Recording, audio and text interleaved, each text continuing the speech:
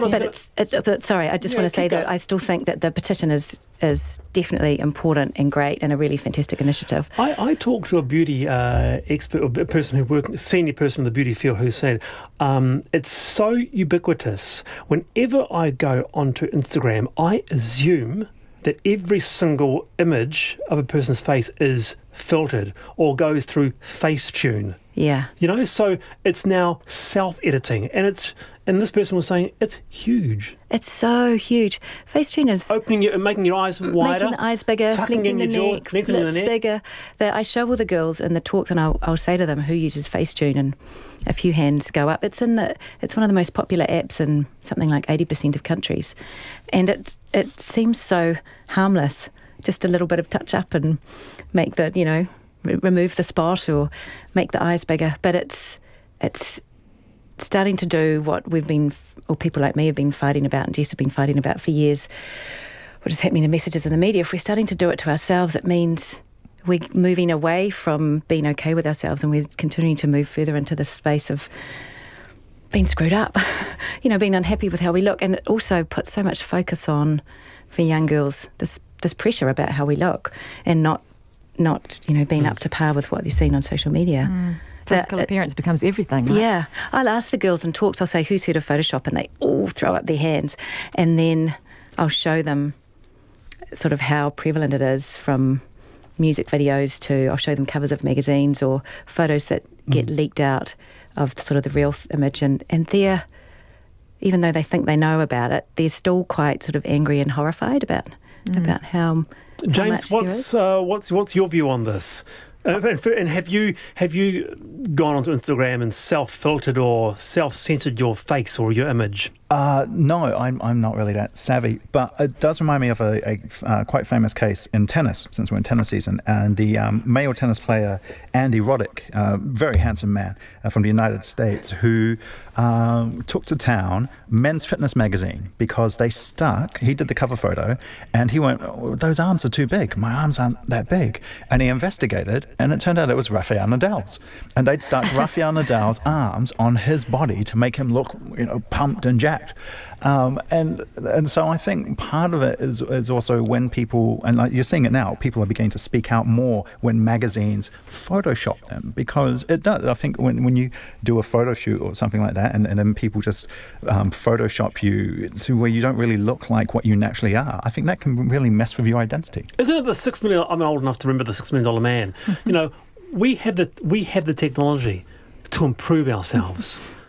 Why it's not not do ourselves, it's just the image of ourselves. It's a different thing. Yeah. We're not getting inherently better. We just look like we are. I don't know if it is to improve ourselves. I think it's to make ourselves look younger, because a lot of people actually look better when they get older, but you never see people touching up and adding a little bit of grey to the side of their temples, do you? No, there was that another great example last year, I think it was Anna Wintour, who was putting an older woman on the cover of Vanity Fair, a woman in her 60s, and apparently she looked at the sort of final shots and went, oh, but we can't have those legs.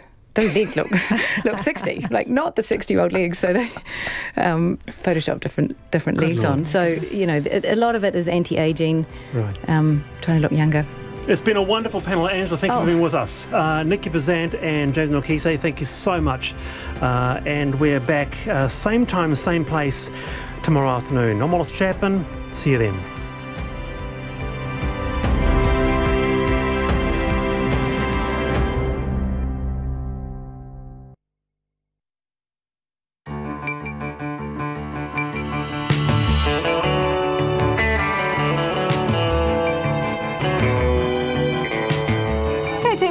Mai koe ki te reo irirangi o Aotearoa. This is Checkpoint on RNZ National.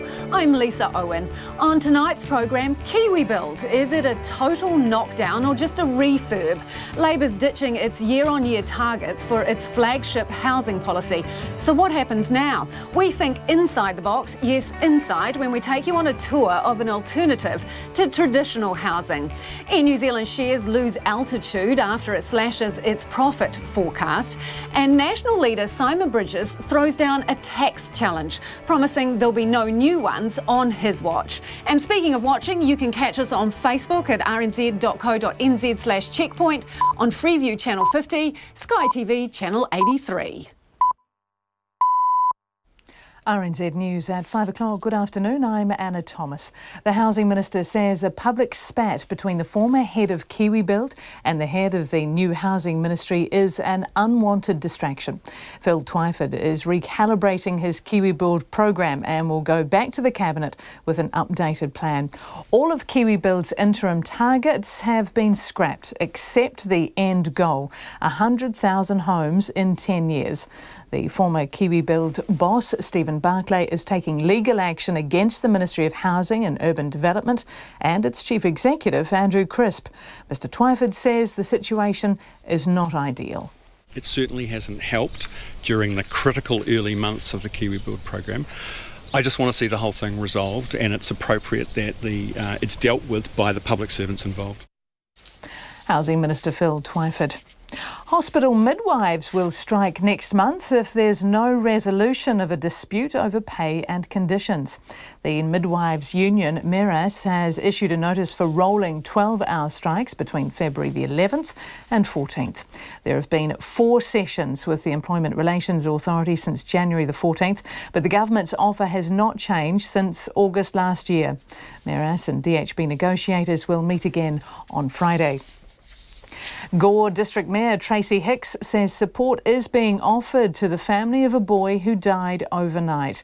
The 3-year-old boy was unable to be revived after he was found unresponsive in an oxidation pond in Gore at about 11:15. The oxidation pond is one of 2 at the council-owned and operated wastewater treatment plant in South Gore. The council is reviewing security and fencing at the plant. Tracy Hicks says the family and community is able to access support in the town. I think the initial response is just shock. But from a council perspective, our concern, their focus is to make sure that our sympathy and any support that we can give is shown to the family in any way possible that we can. Tracy Hicks. The Mayor of Buller District says West Coast residents do not have their heads in the sand over climate change.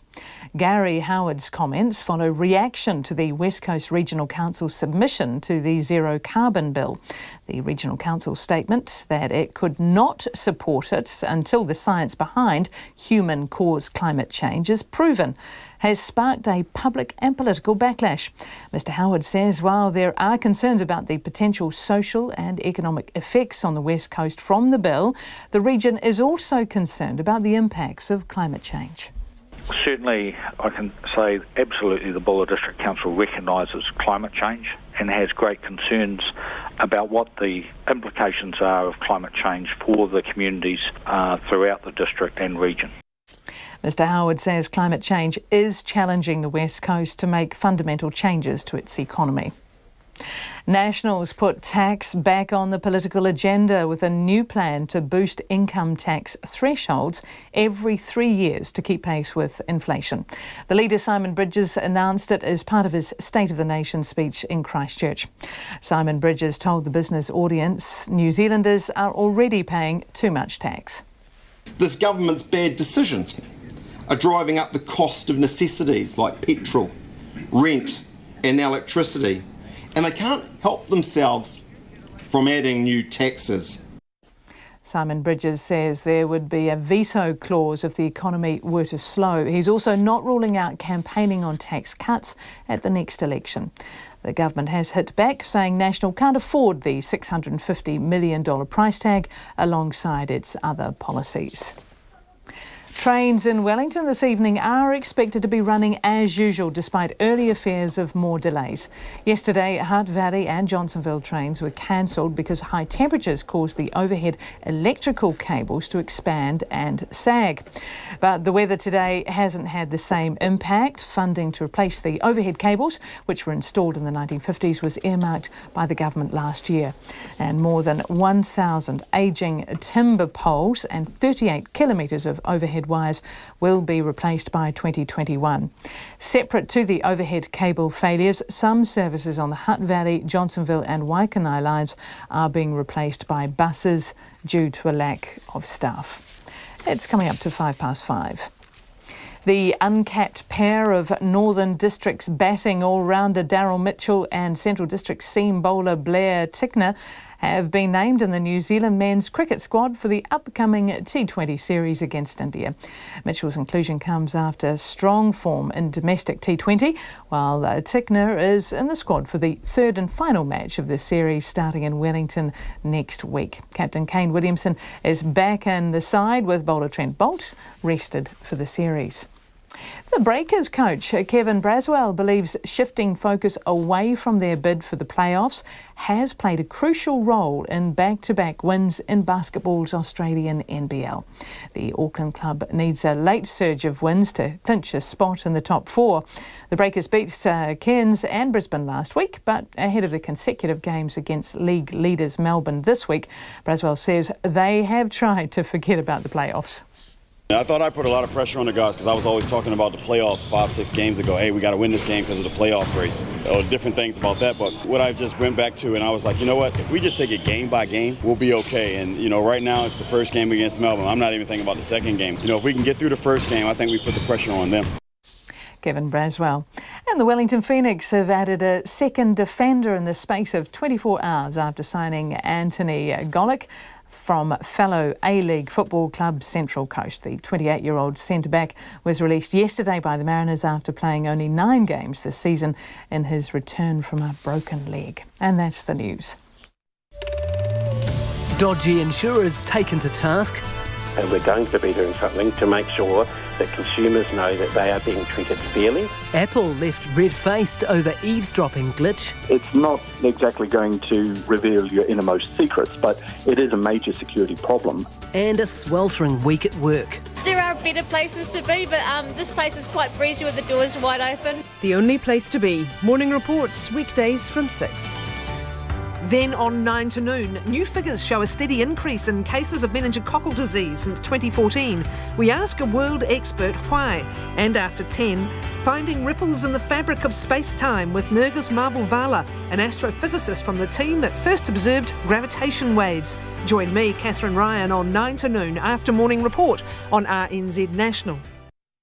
And now the short forecast from Met Service until midnight tomorrow for all of the North Island. Fine and hot in most places, but areas of cloud morning and night. Isolated afternoon and evening showers about the Central Plateau tomorrow, some possibly heavy. For Nelson, Marlborough, Canterbury, Otago and Southland, mainly fine and hot, but areas of cloud overnight. Low cloud or fog lingering about the east coast into tomorrow afternoon. For Buller and Western, mainly fine today, but cloud increasing this evening. Fine spells tomorrow, but drizzle in the south from the evening. And for Fiordland, light rain or drizzle, mainly about the fjords, turning to rain tomorrow night. And for the Chatham Islands, fine weather. RNZ National, it is 5:08 and you're listening to Checkpoint with Lisa Owen. Thanks, Anna. And the government is scrapping all of its interim KiwiBuild targets and going back to the drawing board. Labour MPs and ministers have been holed up at a retreat in the Wairarapa, planning the next 12 months, with Jacinda Ardern describing 2019 as the year of delivery for the government. But as it waits for a swag of reviews and working groups to report back, it's already struggling to deliver on its flagship home building program. Our Deputy Political Editor Chris Bramwell filed this report from Muttonborough.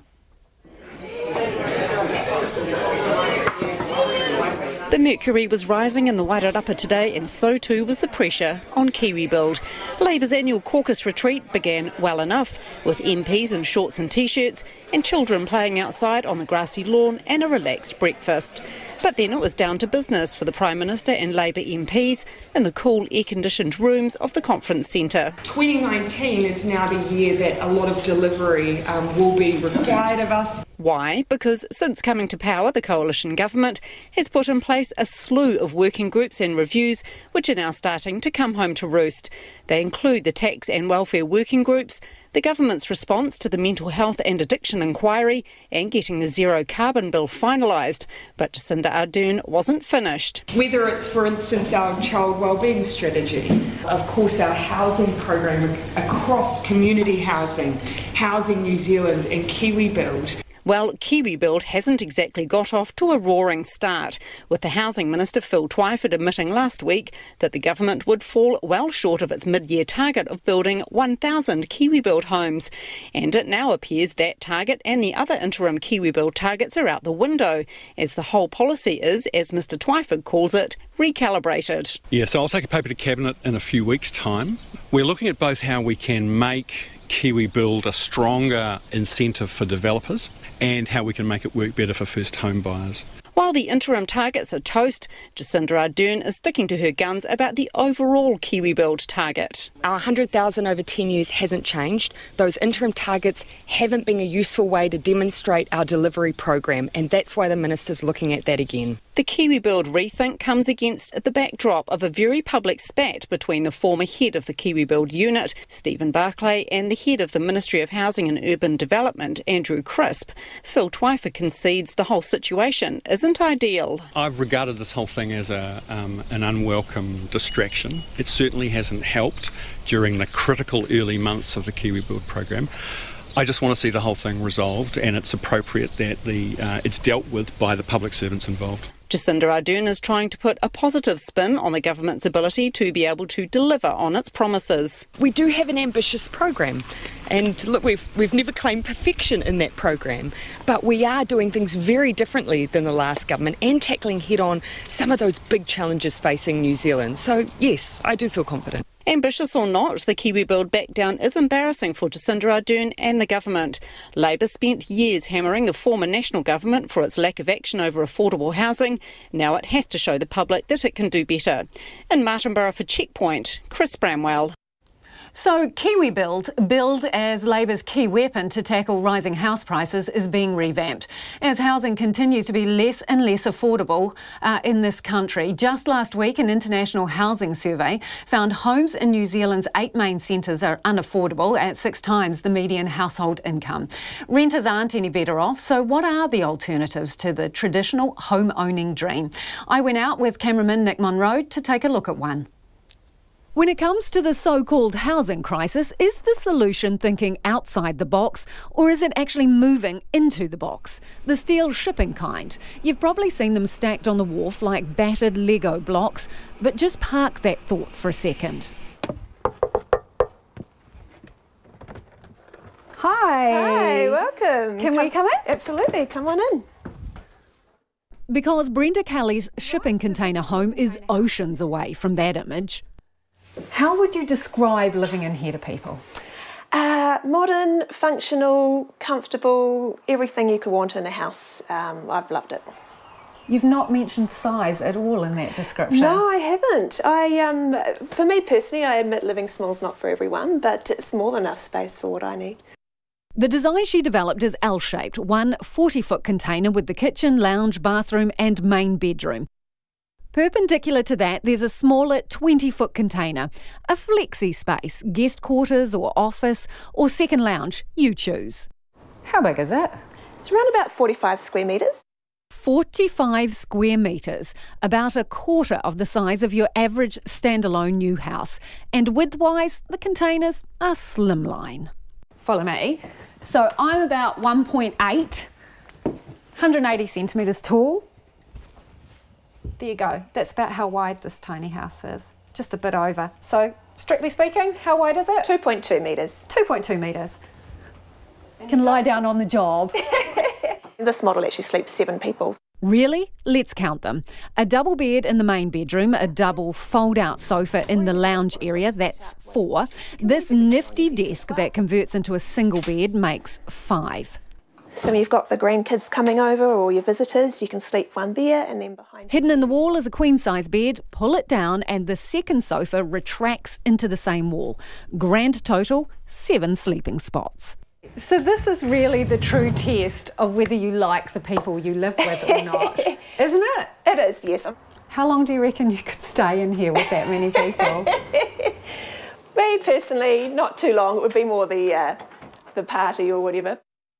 Back to the tour. A left turn through the front door leads you straight into what I'd describe as an apartment-size kitchen with a full fridge, 2 hobs, an oven and a 2-seat breakfast bar. Can I open a drawer? Yeah, go for life. So, I'm just wondering here, See, that's minimalistic, isn't it? Because I've got to say, people collect a lot of, can we say this, crap in their kitchens. So do you just have to be ruthless, or what's the deal? Let's do a second quality control. Yeah, you know, my drawers do not look like that. Okay, come on out. Double doors open out onto a 30 square metre deck. It makes the container setup feel way bigger. Wander up the hallway and it's narrowish, and the bathroom's off to the left. That's pretty reasonable size. It's not like you're sitting on the loo with your knees up against the wall opposite. That's right, yeah. Let's test the water pressure.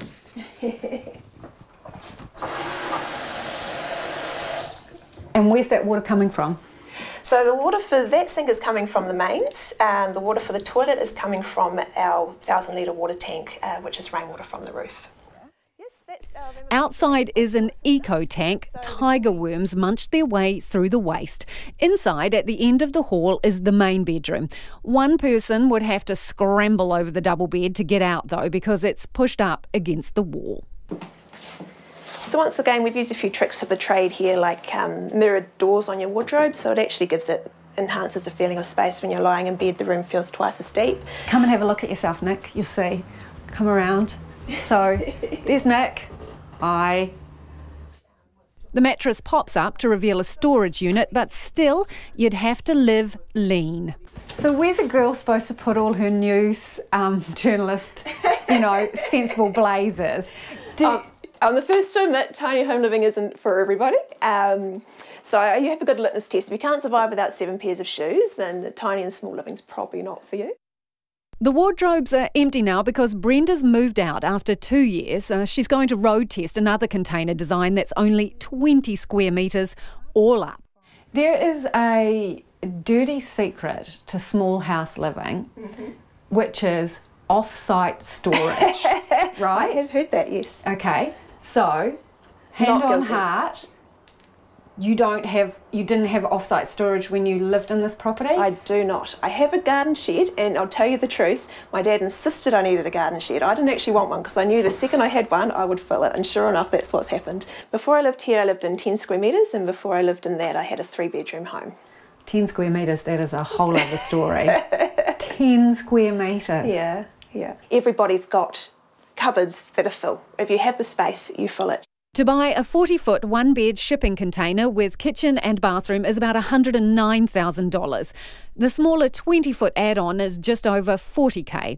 On top of that are consent fees, delivery and site works. And financing can be difficult to get for prefabricated houses.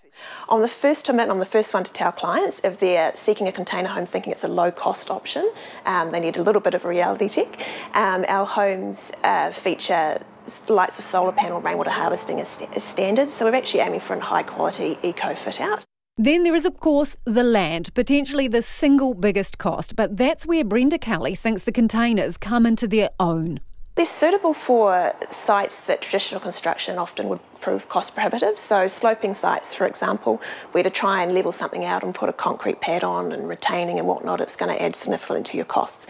Because it are designed for timber pile foundations, they become quite an affordable option for those sorts of sites. Transportable, they can also be plopped on a section alongside an existing house, allowing several generations of the same family to have their own space. Who lives in some of your creations and where are they? Yeah, we've got a variety of clients all round, from first home buyers, people who want the off-grid lifestyle. We've got a unit in Rarotonga, we've got a family in Mangere, we've got retired couples having it as a minor dwelling on the same site as their children. Tucked at the end of the container is its engine room. And in here is where we've got the 1,000 litre water tank. We've got the gas cylinder. We've got our solar inverter and whatnot. And for clients who want to go off grid, this is where their battery bank would also sit. These container homes can go totally off-grid. This one is hooked up to the power supply but has solar panels. And Brenda says it's been cost neutral for power.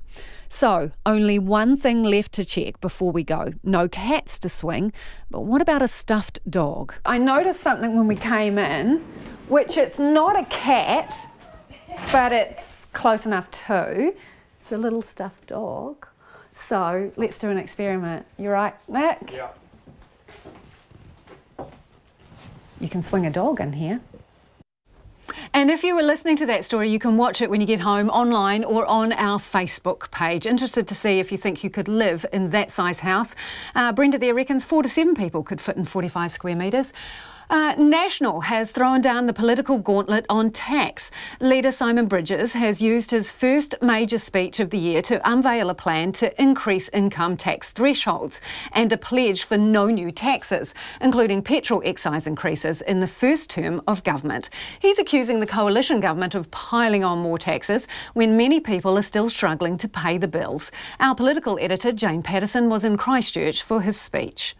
Well, thanks so much, Leanne. My tie is green and my suit is blue, so there you go. Good afternoon, everyone. It's fantastic to be here in Christchurch on such a warm day.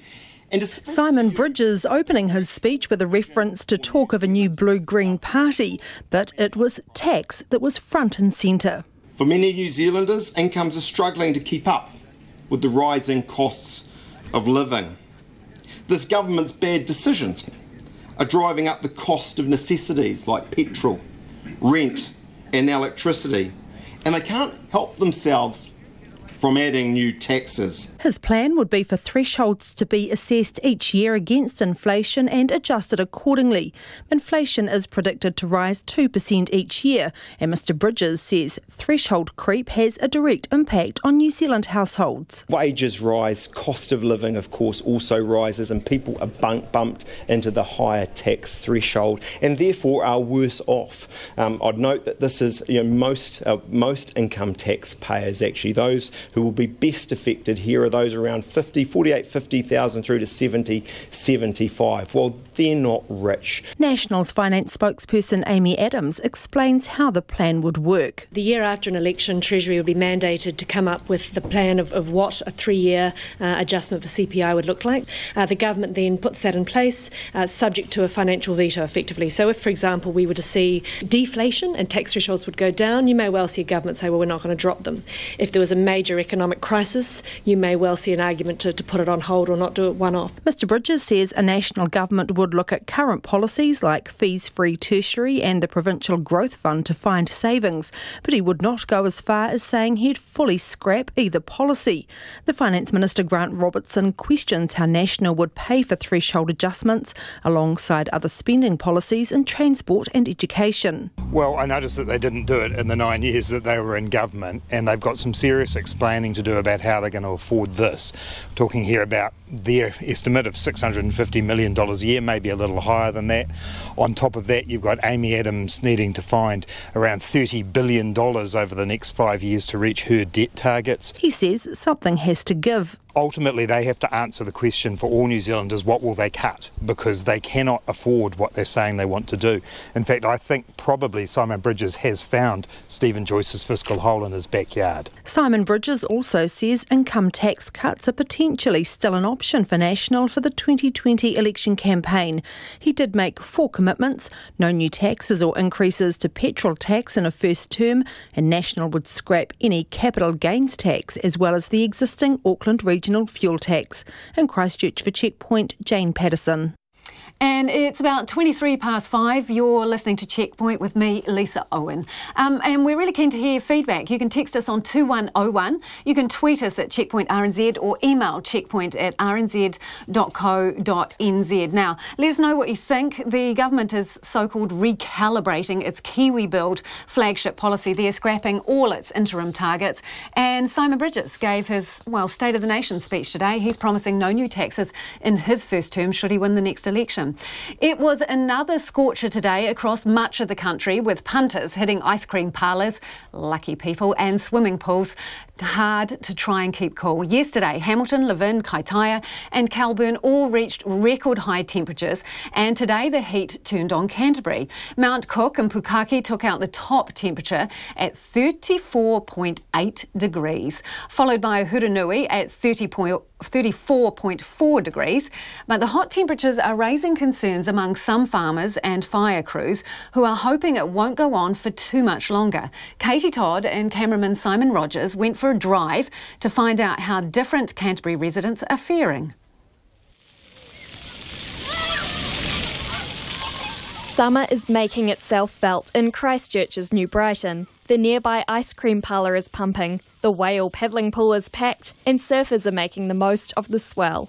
One poolgoer, Riette Lowe, says it's far preferable than being stuck inside with hot and bothered kids. This is just much better because they don't realise that they're actually active. 2 of them are down in the beach and then this one is running around here. This is a really nice spot. It's awesome. But not everyone is celebrating the sweltering weather. Sheep and beef farmer Kerry Irvine says it reached 39 degrees on his Tapawera farm near Nelson yesterday. And he's worried what will happen if this weather continues. It's a bit of a concern. It's things are definitely getting dry enough. It's we're sort of at the point of heading definitely down that drought way. But hopefully we don't get there. But things aren't looking that flash at the moment. Fire and Emergency is warning the fire risk in Nelson and Tasman is the worst it's been for more than a decade. It comes as crowds gather in Canaan Downs for the Luminate Summer Festival. Fire and Emergency Rural Regional Manager Richard McNamara says plans are being put in place to ensure public safety. We're working with the festival organisers and their safety officers and their teams. We're working with the council and the police force out of Motueka. So we're trying to plan for every eventuality. We want people to enjoy themselves, but we want to keep people safe. Temperatures are still well off New Zealand's highest ever recorded temperature of 42.4 degrees, recorded in Rangiora in 1973. Children at Rangiora Borough School weren't around when that happened, but Year 7 students Troy, Addison and Annabelle are well versed on how to stay sun-safe. Drink lots of water and make sure I stay in the shade at lunchtime and put on hats because it keeps me in the shade a bit more. I basically put on sunblock every morning as well, and then I just make sure I have my hat on. I put it all around my arms and legs for sunscreen so I don't get burnt. Now the Met Service tells us this isn't yet a heat wave, and our rigorous scientific testing tells us you can't cook an egg on the bonnet of a car. But there's still time for new records to be broken, with a few more days of hot temperatures expected and no cooler weather until the weekend. In Canterbury, call Katie Todd, 10A. A 25-year-old woman's been punched in the face, nearly strangled and thrown over a fence by a stranger on Auckland's Waiheke Island as she was walking home from the beach. Locals are shocked, saying random attacks just do not happen on the island. Jordan Bond filed this report, and just a warning, if you are watching, you may find some of these pictures disturbing. Raven Tordia was walking back from the popular and picturesque Palm Beach last Tuesday afternoon after a morning of swimming and reading on the sand. She was walking on the main route, Palm Road, and was about 200 metres from her accommodation. This guy just came up from behind me and just pretty much king punched me in the face. And then I went face first into the concrete, which is where the left side bruising and grazing and all of that comes from. He was sort of going to strangle me, and then he picked me up and threw me over the fence. There was like a bit of a fence on the side and down the bank. A car arrived at a nearby house and Ms Tordia thinks it scared him off.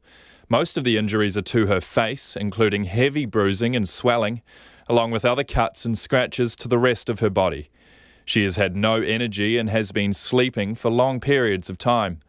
Ms Tordia, who is based in Melbourne, was hoping to enjoy a break on the island after a family tragedy. I was coming back from my nephew's unveiling, actually, because he passed away last year. Unfortunately, my uncle passed away 2 days after, so I was out at the Changi. Me and my boyfriend, I was like, oh, man, after all, that sadness and loss and ugliness, we were like, we're definitely going to Waiheke Island.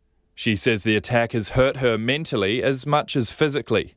She's angry the man has not been caught and fears he could attack again. It made me feel so scared and alone and, just weak, just so weak. And honestly, I'm not a weak person. And I'm just so angry, and he just gets to walk free like nothing happened. There's no repercussions, and I know that the police are doing all they can. The Kaiarahi, or manager of the National Network of Stopping Violence Services, and Waiheke local, Merrin Lawler, says there's been a lot of talk about the attack. She says the brazen nature of it is a concern.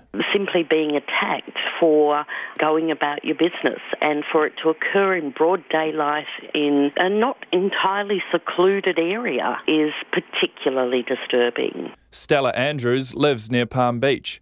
She says news of the random attack is frightening and she won't be going to the beach on foot anymore. Definitely not walking down and not walking that way, but drive down. But I also go for quite a lot of runs around here as well, so I'm thinking about changing my route, but then also like, well, I kind of want to run more on the main road, but that is the main road, so I don't really feel that safe, to be honest. Frankie Hill has always felt lucky living at Palm Beach. She says people are shocked and appalled. Not to say that Waiheke is this utopia where nothing violent ever happens, because that's definitely not true, but such a brutal, random attack on the streets of Palm Beach, yeah, that's really unusual. I've never heard of another one, and I've been living here 28 years. Police are investigating and looking through CCTV footage. For Checkpoint, Jordan Bond.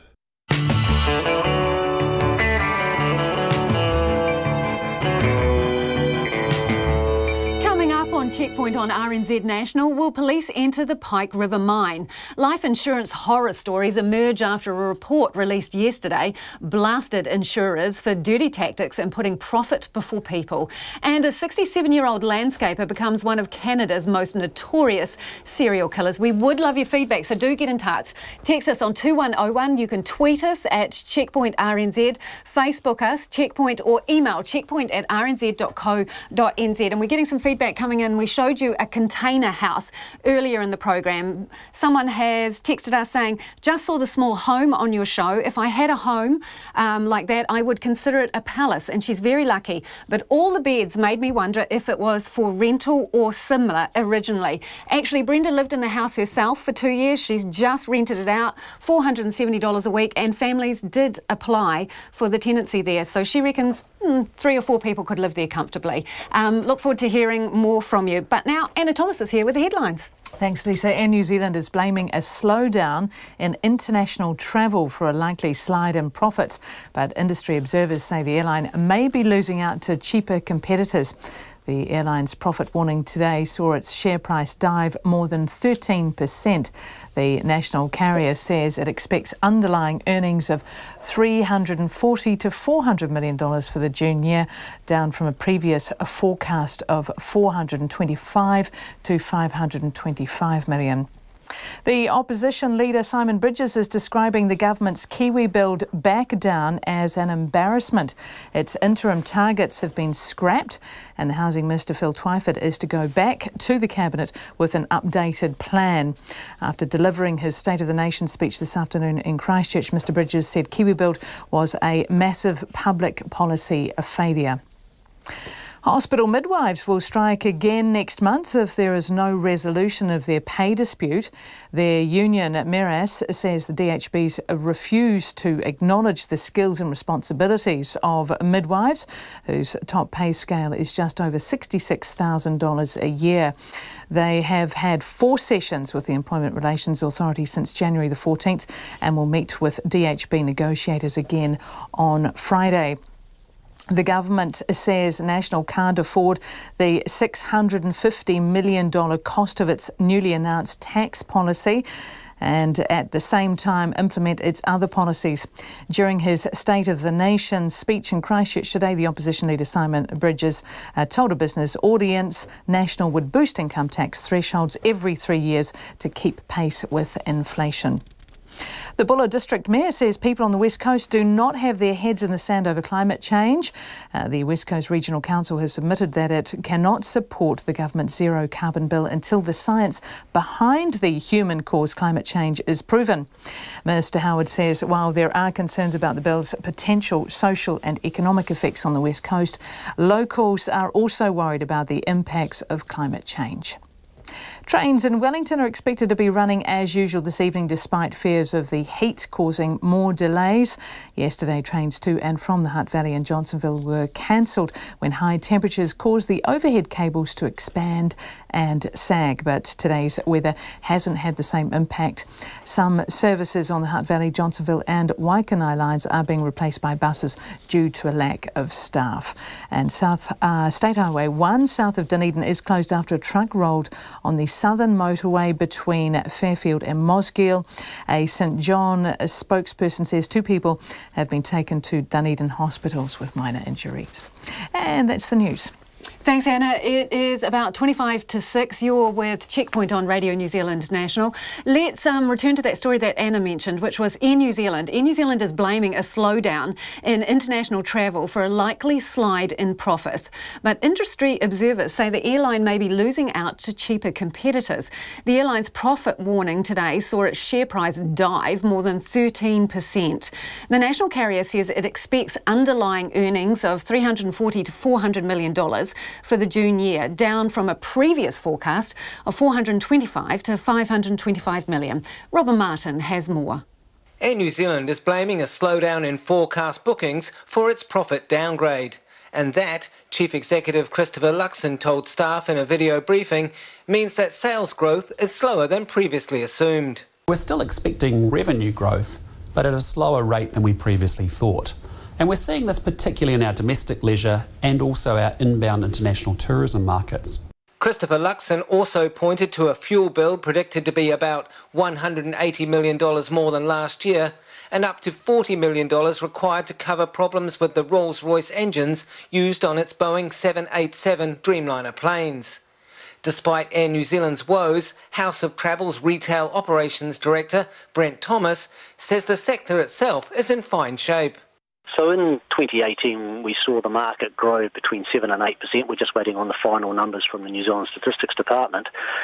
We're expecting the numbers to grow from New Zealand around 6 to 7% in 2019. You know, in anyone's industry, particularly a mature industry like the travel industry, that's a fantastic growth rate. Mr. Thomas says travellers have much more choice about who to fly with. What we have seen over the last few years is a number of carriers coming into the New Zealand market and making that a very competitive landscape. And the pricing that New Zealanders are now getting is, just not comparable to what we used to pay. In fact, New Zealanders are getting a fantastic bargains out there. But people are choosing to go on a number of airlines as opposed to just one or two of the major airlines that only used to fly here. Mr. Thomas says not so long ago an off-peak return flight to Europe would cost about $3,000. The same flight could now be found for about half that amount. Cheaper tickets aside, the editor of airlineratings.com, Jeff Thomas, believes the political climate in the United States is also affecting the airline's performance. Unfortunately, we've got two big impacts with the United States, and this is a global problem. We've got the trade standoff with China, which impacts people's levels of confidence. And also, more recently, we've got the shutdown in the United States as well. Now, these do impact on people's travel sentiment. Jeff Thomas says Air New Zealand is still one of the world's most profitable airlines. He predicts better times ahead for the national carrier if US-China trade woes can be sorted out and the standoff between Congress and President Donald Trump is resolved. Andy Bowley is an investment analyst with Forsyth Barr. He says Air New Zealand's announcement might cause some tourism businesses to curb investment in the short term, but overall the sector is going from strength to strength. Do I think the tourism industry faces a longer period of decline or slower growth? No, not necessarily. I think there are some broader global economic issues which may dampen demand for a period of time, but the tourism industry in New Zealand has shown over the longer term that it structurally has a reasonably strong growth path. Meanwhile, back at Air New Zealand, Christopher Luxon assured staff the business is fundamentally strong and thriving, and he pledged to get the airline back on track. We've already adjusted our schedule, reducing planned capacity growth to around 4% for the financial year, which is still well ahead of national economic growth. And I'm also personally leading a high-level team reviewing our network, our fleet and our cost base, and expect to be able to share some details of that work with you at our interim announcement on February 28. So tough decisions are in store for Air New Zealand as it works out how to cut costs to combat that slower growth. Mo te hōtaka o te ahi nei, ko Robin Martin Aho. And keeping with the business theme, Nona Peltier joins us in the studio. Nona, housing market. Wow, it's the hot topic of conversation again. Does it ever go away? Yes, exactly. It even came in with the Air New Zealand issue because the airfares, the issue about airfares and people not having as much disposable income, so they're not traveling as much for leisure activities, is part of what the economists are talking about with Air New Zealand too. Because one of the reasons why Air New Zealand has revised down its forecast is because it's not just international travel, it's domestic travel. Yeah. And that goes right to our economy, back to the housing market. I.e. they're spending so much more money on housing, they don't have the disposable income to go travelling domestically. That's it. And you know, one of the things we've had more discussion about housing in the last couple of days.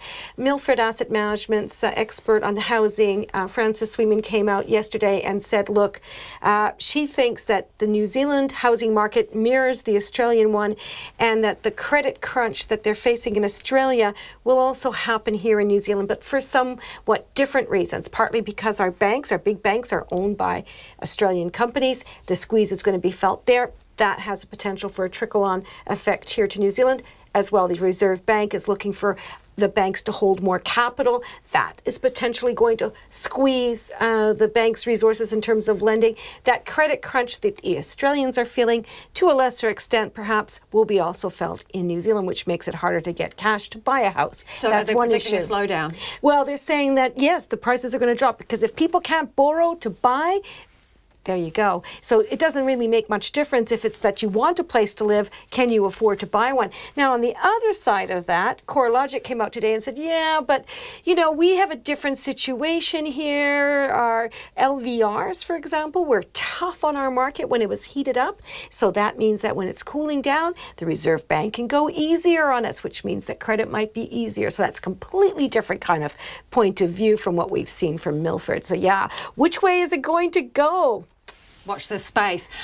We used to just go into shops and pull money out of our wallet, Nona, and pay for things, but you say big changes ahead for the way that consumers do pay for the goods. How so? Well, look, I have to tell you, I still like to use money, so I don't know about everybody else, but there's a lot of other ways that you can pay, and online FPOS is one of them. And so that's all coming about as a result of what we call open banking platform, so that there's all kinds of tech wizards out there who can come up with financial applications which you can download onto your smartphone. So you're not talking about a debit card, you know, because you can pay online for online things with a debit card. This is your actual FPOS card where you've got real cash monies in it. Yeah, that's basically like your phone, and you can now use all variety of apps which are being developed because of this open platform. So this platform is a secure platform which the banks are supporting, so that technology wizards can develop financial applications that allow you to pay in all sorts of ways we've never even thought of yet. So the proliferation of options is going to take off in this coming year. So we've heard of, Apple Pay and WePay and all this. There's all those kinds of digital wallets. Yes, we have those. But there's going to be different ways that people can pay, sort of between you and I, so we can just bypass the bank, so to speak. So our money, I can't even imagine the sorts of things that people are coming up with. But the key difference between just some app and what we're seeing is the security of it. So because it's supported by the banks, it's going to have security built in, which makes that exchange of funds a more feasible option. And that's going to be interesting for retailers. How are they going to cope with that? Who knows? And competition. Yeah. A lot of change coming in that space. Exciting. What have the markets been up to today? We heard about Air New Zealand, obviously. Actually, Air New Zealand definitely dropped, 13%? And that dragged down some big players with it, including Tourism Holdings and Auckland Airport. Now, I spoke to both of those companies today, and they're also reporting their financial result next month. So they're not talking, except I did speak to the chief executive of Tourism Holdings, and he said, look, if we had something to say to the market, we would. But hey, that didn't make any difference, because Tourism Holdings fell 6% anyway, and Auckland Airport was down more than 3%. That dragged our market down nearly 1% overall, and that compares with, say, Australia, which was just very little change. The market's improved quite a lot because the Apple chief executive came out with his financial result and said that the trade talks were going well, because he apparently has an in there with Donald Trump, and things between trade talks on China are maybe looking up. So that was the bone the market needed, and they certainly perked Leapt up. on it. Well, except here in New Zealand. So we were down 81 points to 8,926. Our dollar was trading quite firm, 68.5 and 95.2 Australian, 52.3 British pence. There you go. Thank you, Nona. Nona Peltier with, well, a summary of everything you need to know about business today. There is still no word as to whether the police will re-enter Pike River mine, as the timeframe initially set to breach the mine's first seal rapidly approaches. Tomorrow marks 1 year of the Pike River Recovery Agency, and work is in full swing ahead of a planned re-entry. Our South Island video journalist Logan Church went to the West Coast to see what progress has been made. Under the hot sun deep in the west coast, Pike River is somewhat peaceful. Effigies of the 29 miners who died in the 2010 disaster, once used to stop trucks aiming to seal the mine for good, keep a vigilant watch on all who drive towards Pike River. This week, the government's independent advisor on the Pike River re-entry, former Air New Zealand boss Rob Fyfe, is making his first trip to the mine. Today I'm going on site. It'll be my first visit actually to the mine site itself, and I'm looking at the process that's going through at the moment to purge nitrogen into the mine. Up on the mountain, nitrogen is being forced into an area of the mine known as the drift to purge it of explosive methane. Back in HQ in Greymouth, Chief Operating Officer Dingy Passenson gives me the latest on how that work is going. We're about halfway, but then there's another stage later on where we take the nitrogen out and bring the fresh air in. And we won't do that until just before we're due to enter the mine, because we're changing things down. The mine's been stable for 8 years, and now we're starting to interfere with it. We're starting to make changes to the atmosphere underground, so we want to make sure that we get a stable environment again. So when we're finished the purging, we'll just let it stabilise for a while and just see what happens. This agency is 1 year old tomorrow. In that time, it's grown from a one-person team, Chief Executive Dave Gawn, to 23. When you think how long it took other owners to come up with a plan and so forth to where we've got is great progress, you know. And the agency is growing with 3 more job openings: an electrical technician, health and safety coordinator, and an office coordinator. This week, 3 contracts have been signed with Australian companies to hire mining equipment such as loaders, a drift runner, which is basically a kitted-out underground SUV, a refuge chamber, and a reef bolting rig. Given the nature of the work and the site's history, the Pike River Recovery Agency is under incredible scrutiny, especially from organisations such as WorkSafe. We've had about 4 visits since December. You look, at the end of the day, we welcome them on site at any time. It's another set of eyes, you know, and because at times, you know, they'll see things we don't see. But there is still one big question mark hanging over the re-entry. Will the police go into the mine when it happens? Miners will receive forensic training in the coming weeks in case the police say no.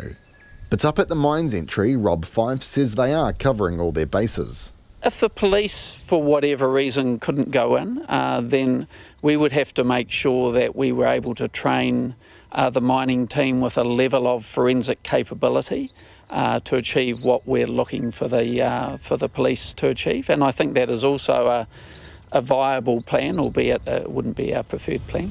The police say their discussions with the Pike River Recovery Agency, mines experts and WorkSafe are close to being finalised and expect to be in a position to talk further in the coming weeks. But in the meantime, it's a case of more purging, more planning. The first seal is set to be breached sometime around mid-February. On the west coast for Checkpoint, Logan Church.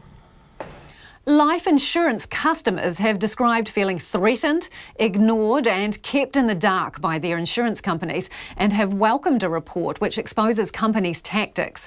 The government is promising a crackdown on life insurance companies after the Financial Markets Authority and the Reserve Bank blasted insurers for putting profits ahead of people in a report released yesterday. Eva Corlett has the details.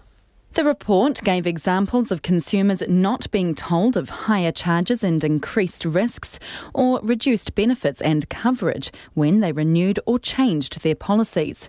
It also showed insurance companies didn't put customers first and had poor systems and badly trained staff to handle complaints or oversee risks.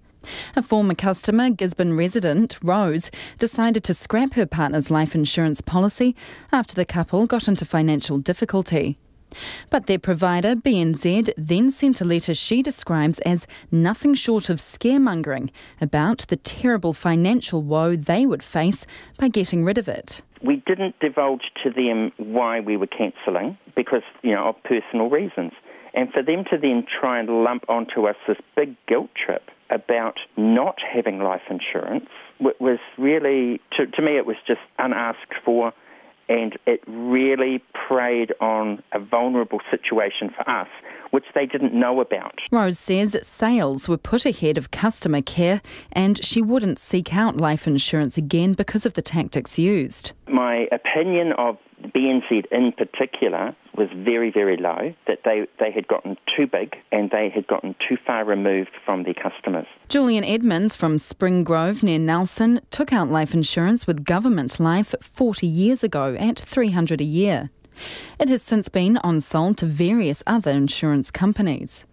When it was sold to Foundation Life a few years ago, Mr Edmonds says he was told he no longer needed to pay the premiums and the $12,000 he had paid over the years would be refunded. The payments have now stopped, but after multiple attempts to find out more about where his policy stands, he is still waiting for information and his money. I rang them up for the insurance broker, but it took 6 months for a broker to get hold of me. And they didn't even know anything about this policy, and they were only concerned to try and sell me another policy. So I haven't been able to find out anything about this. And for the past 3 years, they've been saying, you don't have to pay any more premium, and we're going to give you some money or some options soon. But it just keeps ticking over and ticking over. Mr Edmonds says the industry is poorly run and that doesn't fill him with confidence. I think if I was to die, it would be very hard for my trustees or executors to actually get hold of that policy. He says state intervention in the industry is a must. Insurance companies have got too much power, and the only people that can counter that power is the state, and the state needs to get in there and either own an insurance company or control some aspects of the insurance industry. A Wellington woman, who RNZ has agreed not to name, took over her father's bank accounts in 2016. He had bought a policy in 1998 with a cover amount of just over $500. But he was paying a quarterly premium of $30. By the time his daughter noticed 18 years later, he had paid more than double what the policy was worth. She called the provider to highlight what she describes as an injustice, and they refunded the money, but she says the mistake should never have happened. I had picked up on this because of, a slightly sharper eye on the maths of it, but I was concerned that there could well be a lot of other elderly people still paying that amount. She says companies need to be more responsible about the policies they sell. Secondly, they should have systems that pick up situations like this one where people are ending up paying more than the policy is worth. The Finance Minister, Grant Robertson, says the government will scrap sales incentives which drive behaviour not in consumers' interests. He hopes to have the legislation in place before the end of the year. I tāmaki makaurau mō te hotako te ahiahi nei, ko Eva Colette tēnei. It is 8 away from 6. I'm Lisa Owen and you're with Checkpoint on RNZ National. Keen for your feedback, so keep it coming. You can text us on 2101, tweet us at Checkpoint RNZ or email checkpoint@rnz.co.nz. The British Prime Minister Theresa May is heading back to Brussels. MPs have voted in favour of sending her back to the EU to renegotiate her Brexit deal, in particular to find another way of avoiding a return to a hard border in Ireland, instead of what's known as the backstop. The EU has said the deal is not up for renegotiation, and Mrs May has admitted her job won't be an easy one. With more on today's developments, here's the BBC's political editor, Laura Koonsberg. Division! Clear the lobby! The Commons started the day on track to defeat Theresa May again. Not this time. The ayes to the right, 317. The noes to the left, 301. A majority of MPs said they could back her Brexit compromise if, and only if, she secures a big change. It is now clear that there is a route that can secure a substantial and sustainable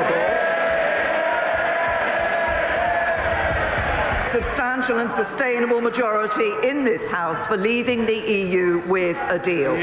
We will now take this mandate forward and seek to obtain legally binding changes to withdrawal agreement that deal with concerns on the backstop while guaranteeing no return to a hard border between Northern Ireland and Ireland. And my colleagues and I will talk to the EU about how we address the House's views. As I said this afternoon, there is limited appetite for such a change in the EU, and negotiating it will not be easy.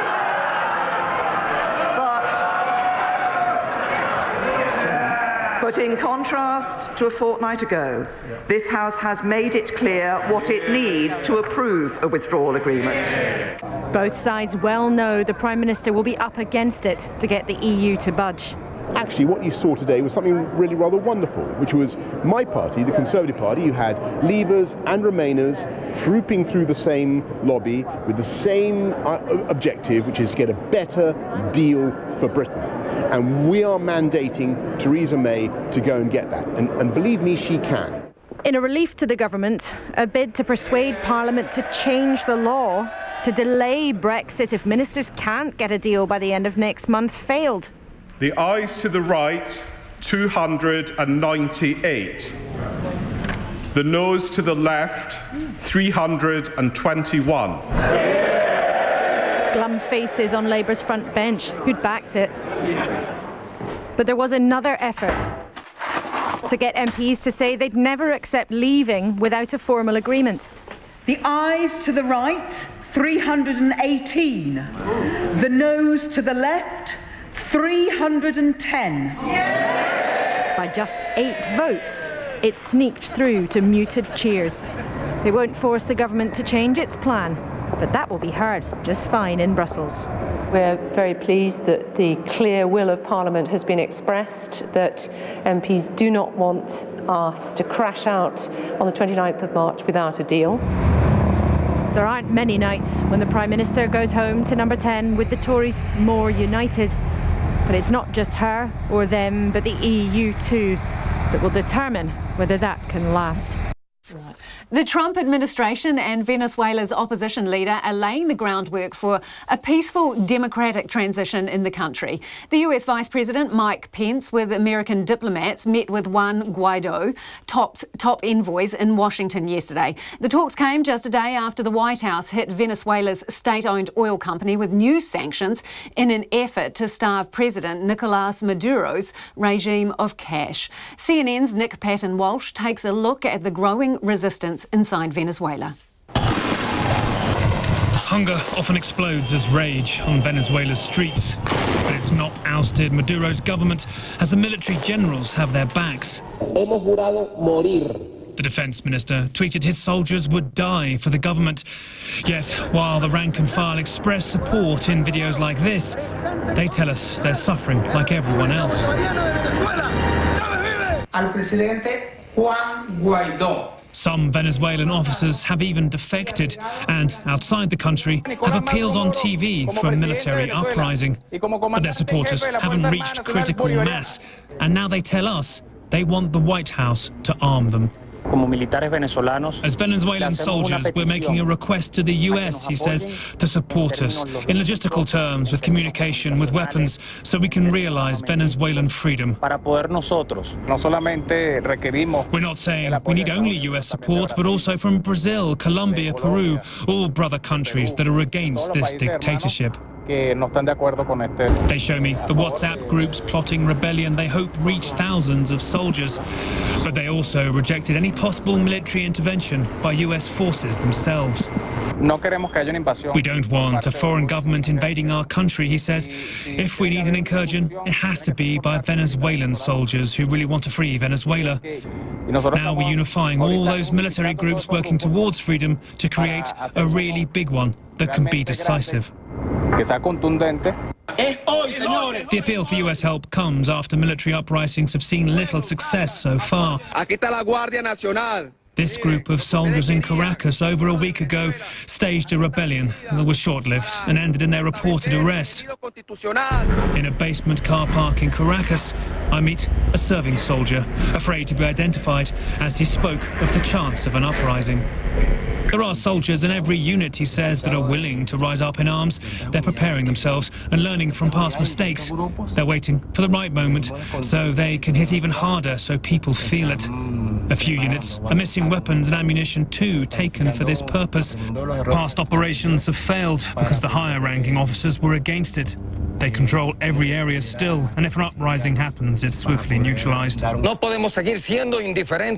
he's heard messages to rise up from defectors and says they do inspire. It's a very positive message, he says, because somehow they give us hope. They are outside Venezuela, but feed our soul, inspire us. Yet in the army for now, as elsewhere in Venezuela, it's a handful of elite, keeping down many below them. And that's CNN's Nick Patton-Walsh in Colombia. After 6, we'll have more on the so-called recalibration of the government's flagship KiwiBuild policy. What does it all mean? But first, here's Anna Thomas with the news. RNZ News at 6 o'clock. Good evening, I'm Anna Thomas. The government's KiwiBuild back down has been called an absolute embarrassment by the opposition. All the affordable housing program's interim targets have been scrapped, and the Housing Minister Phil Twyford is going to take another look at how the promised 100,000 homes will be delivered over the next 10 years. After delivering his State of the Nation speech this afternoon in Christchurch, the National Party leader Simon Bridges let rip on the programme. KiwiBuild has to be seen as one of the most massive kind of public policy failures we've seen in recent times. It's a salutary lesson, actually. They went in talking a big game. They haven't been able to deliver in any way. And I think now what we can say is there's no way they'll make that 100,000, because even he's saying, well, trust me, in a decade, in years 9 and 10, we kind of possibly might get there. National Party leader Simon Bridges. The Department of Conservation fears 2 penguins snatched from their burrow in Hawke's Bay could have been targeted for the illegal market. 2 little blue penguins were taken on January the 24th in a late-night raid at Perfume Point in Napier. A woman was seen holding a torch while 2 men used a crowbar to access and capture the penguins. It's believed the 2 birds were wrapped in towels and taken away in a small white car. Another penguin was killed and left behind. DOC's Rod Hansen says it can't be ruled out the penguins were wanted for the illegal trade in animals. January, February, March, they normally molt 100% of their feathers, so that makes them even more vulnerable. In terms of a food source, it's interesting that the one that was killed in recovering them, that wasn't taken away, so that suggests that they wanted live ones.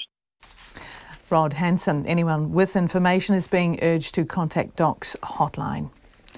National has unveiled a plan to relieve the tax burden on New Zealanders and has committed to a first-term national government to no new taxes. Leader Simon Bridges used his State of the Nation speech to put tax squarely on the political agenda. Our political editor Jane Patterson was there. Simon Bridges says the impact of taxation is made worse through what's known as threshold creep. This is where people move into higher tax brackets as their pay increases, but their incomes aren't necessarily keeping up with the cost of living. National's plan is for Treasury to assess the effect of inflation over 3 years and have income tax thresholds adjusted accordingly. Mr Bridges did make 4 commitments: no new taxes or increases to petrol tax in a first term, and scrap any capital gains tax and the Auckland regional fuel tax. The government's hit back, saying National can't afford the $650 million price tag alongside its other policies. In Christchurch, Jane Patterson. Waiheke Island locals are shocked over a vicious attack on a woman near a popular beach. 25-year-old expat Raven Toria, who now lives in Melbourne, was beaten and badly injured by a man walking from Palm Beach back to her accommodation after midday last Tuesday. Meryn Lawler from the National Network of Stopping Violence Services lives on the island and says it's especially disturbing the attack took place in daylight. She says the initial reaction from locals was of complete disbelief. And when the sort of facts emerged that this is somebody completely unknown to her and she was just going about her business, then there was a concern in the community more broadly about, well, who is this person and how could this happen? Merrin Lawler and the police are investigating. On the hottest day of summer so far, Aucklanders drank or used a record 524 million litres of water yesterday, a new water usage record. Watercare says yesterday's usage was 20 million litres, more than the previous record set in December 2017. As the mercury rose, so did consumption, and Watercare worked to supply more treated water so the taps didn't run dry. 530 million litres of water was produced, 6 million litres ahead of demand. Watercare says the dams that supply Aucklanders water are 92% full, but people are being urged to think about water conservation. Trains in Wellington are running slower than usual on parts of the Hutt Valley line due to the heat between Petone and Woburn stations. Trains are only travelling at 40 kilometres per hour, but train operator Metlink says it's not disrupting the services. Permanent temperature monitoring equipment is on the rails across the network, and speed restrictions will occur if the rail temperatures go above 40 degrees. Yesterday there were mass cancellations on the Hutt Valley and Johnsonville lines because high temperatures caused the overhead electrical cables to expand and sag. A metal trackside box containing components of the signalling system also overheated, causing an outage at Petone. It's 6:05. The Wellington Phoenix have added a second defender in the space of 24 hours, signing Anthony Golick from fellow A-League football club Central Coast. The 28-year-old centre-back was released yesterday by the Mariners after playing only 9 games this season in his return from a broken leg. His deal with the Phoenix until the end of the season comes after a day after it confirmed the signing of Team Wellington fullback Justin Gully. Northern District's batting all-rounder Daryl Mitchell and Central District seam bowler Blair Tickner are both in line for their black cap debuts in the looming T20 series against India. Mitchell has been named today for all 3 matches, while Tickner is in the squad for the 3rd and final match. Captain Kane Williamson is back in the TEU20 side with new bowler Trent Boult rested for the series starting in Wellington next week. And the Black Sticks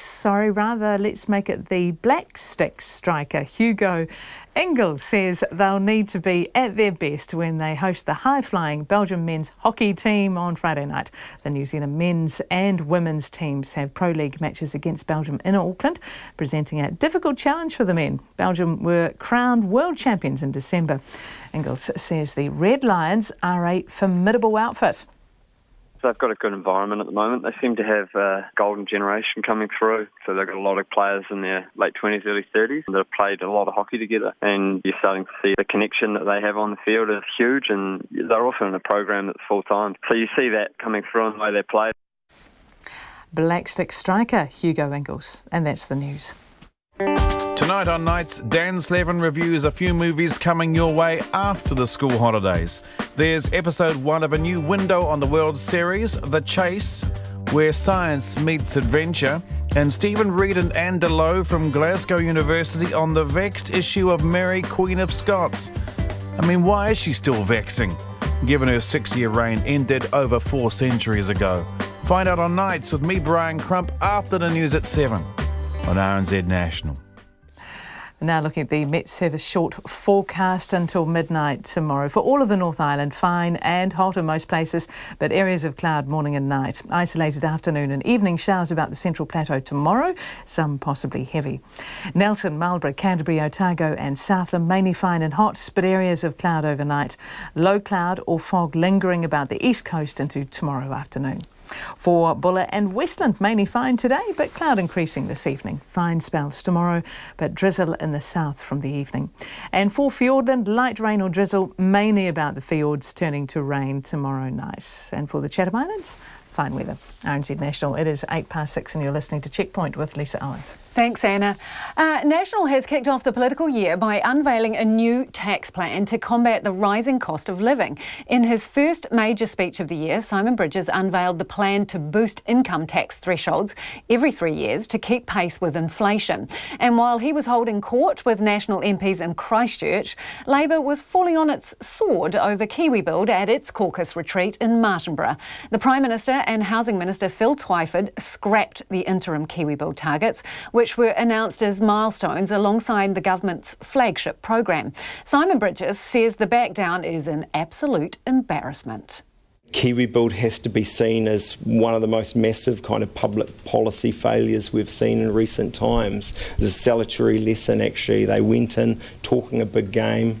They haven't been able to deliver in any way. And I think now what we can say is there's no way they'll make that 100,000, because even he's saying, well, trust me, in a decade, in years 9 and 10, we kind of possibly might get there. Our political editor Jane Patterson has been in Christchurch with Simon Bridges today.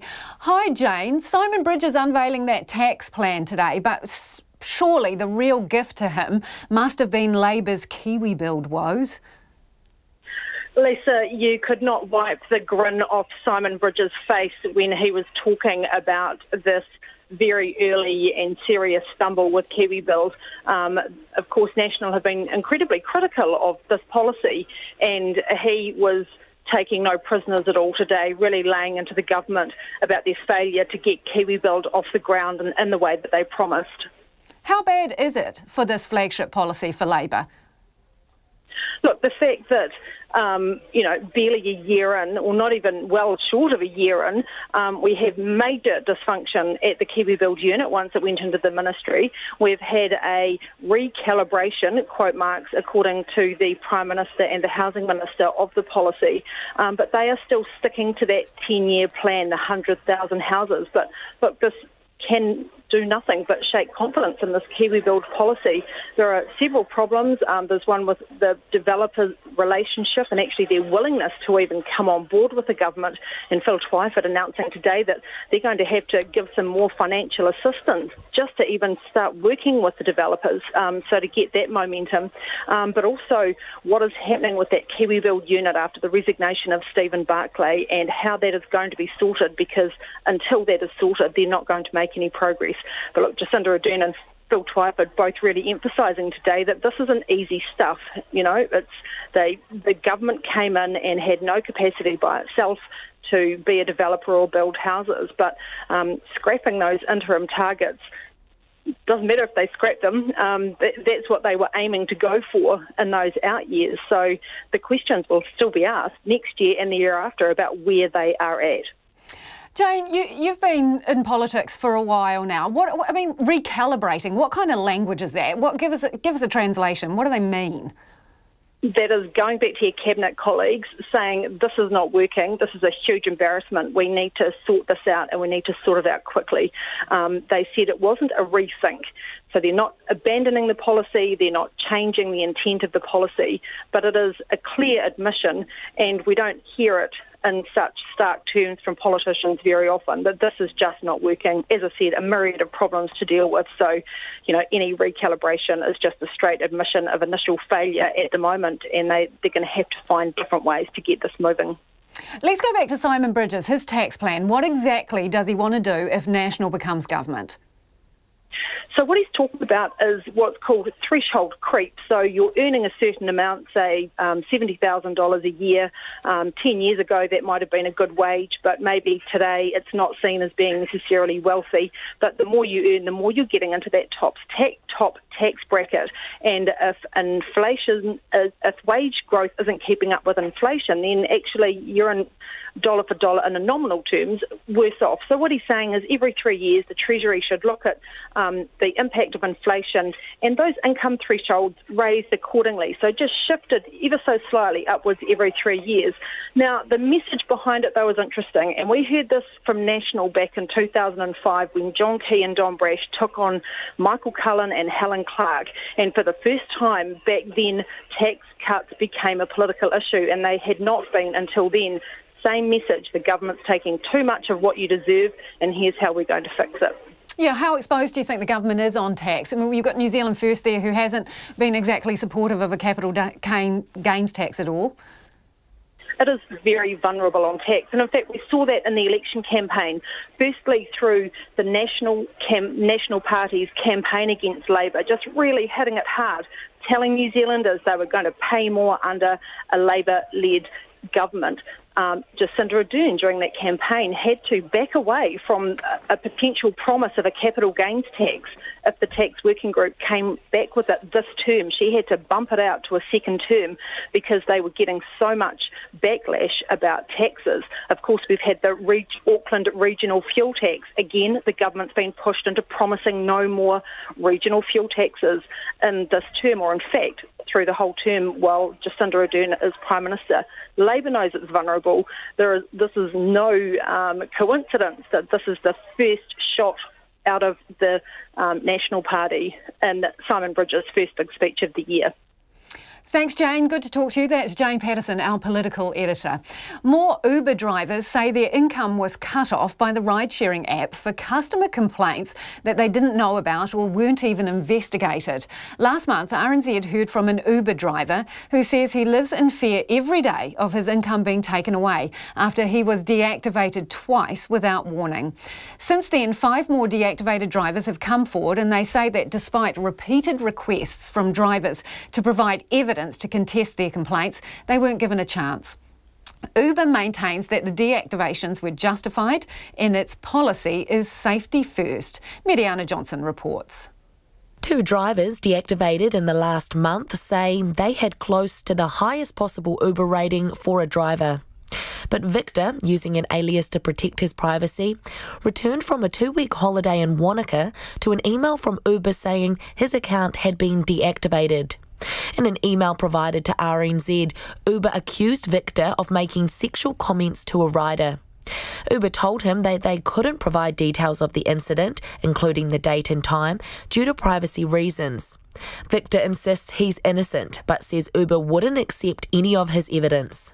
They never give me information when and this happened, and I request them, I'm happy to go for live detective test. I say I'm happy to pay from my pocket. I say I can provide you dash cam recording. Screenshots from Victor's Uber account show that he had a rating of 4.95 out of a possible 5 stars. Hamanpreet Rantawa, who had a rating of 4.81 stars, says he was deactivated last week when Uber said a rider complained they felt unsafe over his driving speed. Not only was his account deactivated, he was told he was ineligible for a review.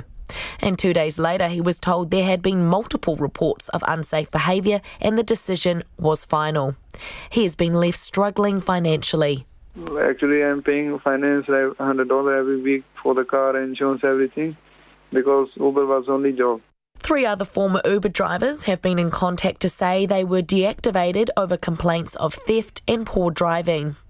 Ash says his own complaints about riders were never investigated. I saw a lot of customers who were like trying to be racist with me. So I complained to the Uber as well, like this is not fair, but still they're going to listen to the rider and not listen to the driver. Ride-sharing drivers network spokesperson Shur Abid says that he's seen drivers suffering due to deactivation. If it was clear communication between Uber that, okay, this has happened, if we are working on it, and we provided some proofs about what has happened and what has not, but it's not happening like that. He personally wants it to be compulsory for drivers to have cameras installed in their cars, although this has yet to be discussed with the wider network. A spokesperson for Uber New Zealand said that drivers can install cameras for safety purposes if they want. Uber says the company has a safety-first approach to dealing with breaches and also takes into account previous complaints. It says drivers who have urgent and serious complaints about them, such as for dangerous driving, physical altercations, sexual assault or theft, are suspended pending an investigation. The standard Uber contract says it has the right to deactivate drivers anytime. Uber is adamant that when dealing with complaints, it speaks to both driver and rider, but the drivers say that's not the case. Other ride-sharing services, Zoomi and Ola, did not respond to requests for comment about their deactivation policies. For Checkpoint, call Mediana Johnson TNA. A 67-year-old landscaper has become one of Canada's most notorious serial killers. Bruce MacArthur has pleaded guilty to sexually assaulting, killing and dismembering 8 men in Toronto over several years. He was arrested last January after the police found the remains of 7 men in large planters at a property where he'd worked, while the 8th victim was found in a nearby ravine. Most of the victims had ties to the gay community, and questions remain as to how a serial killer could operate for 7 years without being caught. The CBC's Ron Charles has been following the case. A throng of media greeted Toronto police homicide investigators outside the downtown courthouse. They were told to expect big news in one of the city's most notorious cases, and that news came quickly. Upstairs, the accused in that case, serial killer Bruce MacArthur, stood in the building's largest courtroom, packed with the friends and families of his 8 victims. MacArthur responded guilty each time the clerk read out the first-degree murder charge for each of the 8 men MacArthur killed. That was for the murders of Skandaraj Navaratnam, Abdul Bazir Faizi, Majid Kayan, Sarush Mahmoodi, Krishna Kedannaratnam, Dean Lissawick, Salim Essen, and Andrew Kinsman. Outside, Detective Sergeant David Dickerson, a lead investigator, repeated the names and offered thanks. I would like to take this opportunity to recognize and acknowledge the family and friends of the victims in this case. It has been a long and traumatic process, and many made the difficult decision to attend in person today. An agreed statement of facts reveals some of what investigators found during their weeks-long search of MacArthur's apartment, including a duffel bag containing duct tape, a surgical glove, rope, zip ties, and syringes. All of the murders were either sexual in nature or involved ligatures and bindings, or both. MacArthur collected items from the dead men, including a bracelet, a notebook, jewelry, and a coat. MacArthur also posed some of his victims' bodies, presumably for photos, before dismembering them and placing the remains in planters and a ravine at the home of his landscaping client, Karen Fraser, and her husband. Just thinking about the last moments of those men, it comes to me quite often, particularly the 2 that I met very briefly. Fraser, who had become friends with MacArthur, can't reconcile the man she knew with the man she watched in court pleading guilty today. I knew a man who was always energetic, enthusiastic, always eager to get on to the next thing, and this is just a shuffling, broken man, as he should be. As he should be. Brian MacArthur's landscape client, Karen Fraser, ending that report by Ron Charles. Doctors in Papua New Guinea have reacted angrily to the health minister's insistence that there's no crisis in the Pacific country's health system. While they scrounge for basic supplies to keep people alive, they say the government's attitude is astounding. Jamie Tahana reports. As Sir Puketemu rose to his feet in Parliament last week to tell the nation there was no health crisis, Dr John Mackerel was telling a diabetic patient that there was no insulin in all of Madang. Dr Mackerel, who's a board member for the Provincial Health Authority, says there is a crisis and it's as acute as ever. And she's dependent on insulin. And there were no stocks of insulin at the hospital, nor were there any stocks of insulin in the pharmacies in town, nor did I have it. So she's in big trouble. There's no insulin at all in Madang, none of the sort that she needed. So the only thing that she can do is get a private pharmacy to order from outside Madang, and this can take several weeks. The government's been under pressure over the state of the system for months. Many of the country's rural aid posts, which treat most of the remote population, have closed. A couple of the main hospitals are being rebuilt, but many others have had to whittle away their services after years of budget cuts. And then there's the shortages. Most clinics go lengthy periods without basic medicines, or in some cases, even bandages. Last year, the country hurtled close to running out of antiretrovirals for those living with HIV, and cuts to vaccination programs have been blamed for outbreaks of diseases like polio. Sir Puka concedes the system is struggling, but insists tweaks to the procurement system and rejigs of the Port Moresby bureaucracy will solve it. In Parliament last week, he was asked if there was a crisis in the health system by an MP who was unable to be treated when he came down with malaria. Armed with a spreadsheet, Sir Puka stood and replied, I'm defending the fact that the health system is not in crisis. The government has provided sufficient funding. In terms of the volume of items, we are okay. The minister said the government had ensured a surplus of medicine and instead turned the blame for the constant shortages onto hospitals. So when I say that such important items are in stock, it means that somewhere in the system, the health facilities are not ordering on time. John Mackerel says the hospitals are ordering, but their requests almost never arrive on time, they rarely receive an adequate supply, or they receive something else entirely. Yeah, order every month, which they do. I mean, the hospital is really anxious to get the drugs, and so the management of the hospital does do the ordering. I know this because I'm on the board of the hospital. Sir Puka also said the government had allocated about $60 million for the health system this year, which would go towards improving services. But Dr Mackerel and other doctors who spoke to RNZ Pacific on condition of anonymity say they're not seeing it. In 2017, they submitted a budget for $40 million. The government said, no way, we'll give you 20. And by the end of the year, the hospital had got 7. It's just not being funded properly. And there's a large amount of mismanagement at the top level in the Department of Health in Port Moresby. And with this, Dr Mackerel says people are dying. Oh, it's bloody tough, mate. If you're a doctor, you see people dying because of this. Nothing you can do. Nothing you can do. Sir Pukatemu was unable to be reached for comment. For Checkpoint, ko Jamie Tahana aho. Finally tonight, let's return to the weather and to someone who caught our attention on social media today. 73-year-old Lena from Nelson has been tweeting up a storm, giving advice about coping with soaring temperatures. Lena, who counts RNZ as her constant companion, hi Lena, shared her tips to keeping cool with our producer, Bridget Burke. It is really important to have at least a litre of water and a little bit more in this kind of weather every day. You'll know whether you're getting enough by the colour of your urine. Light coloured urine, your body's getting enough water. Dark urine, you could be in trouble. On her Twitter handle, @FayHag, she describes herself as a mum, gran, cynic, composter, bike nut and maker of all things fermented. But in real life, Nelsonian Lena reckons she's a bit of a weather expert.